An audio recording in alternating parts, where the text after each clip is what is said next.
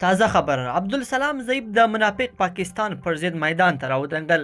ضعیف د افغان سفیر د لور په اړه پاکستان ته توندې خبرې کړې دي.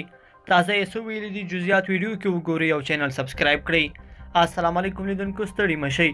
په پاکستان کې د افغانستان د سفیر د لور په وړاندې د نامرد زورونې او شکنجې په وړاندې د افغانانو غبرګونونه دوام لري. تازه په دې هیواد کې د افغانستان پخواني سفیر ملا عبدالسلام ضعیف هم مسلې ته غبرګون وښود.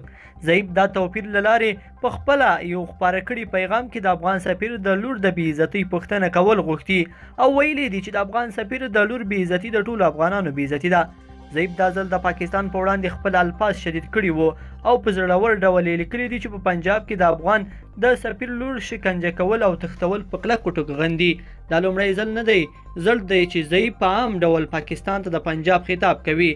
افغانان ځکه پاکستان ته د پنجاب خطاب کوي چې په دې باندې باور لري چې د پاکستان چارې ټولو پنجابیانو په لاس کې اخیستې دي او نور قومونه پکې د سخت ظلم لاندې شوي دي او هغوی ته په حکومت کې صرف نمایشي رول ورکړل شوی دی او کوم واقعي او عملي واک او اختیار نه لري. د افغانستان د بهرنیو چارو وزارت تېره ورځ خبر ورکړ چې د پاکستان په پلازمینه اسلام آباد کې د افغانستان د سفیر لور لومړی تښتول شوې او وروسته له شکنجې بیرته خوشي شوې ده. دې پیښې په ملي او بین المللي کچه پراخ غبرګونونه رامنځته کړل. افغانان سخت په قهر دي او د افغان حکومت څخه غواړي چې د پاکستان سفارت په کابل کې وتړي او خپل سفیر دې هم له پاکستان څخه راوغواړي. نړیوالې رسنۍ او کارپوهان هم په پاکستان باندې سختې نیوکې کوي او د یو ډیپلوماټ او سفیر د لور تښتول او شکنجه کول د جګړې سبب بولي. شنونکي وایي چې ډیپلوماټانو او سفیرانو او د دوی د کورنیو د امنیت ساتل د کوربه هیواد دنده ده.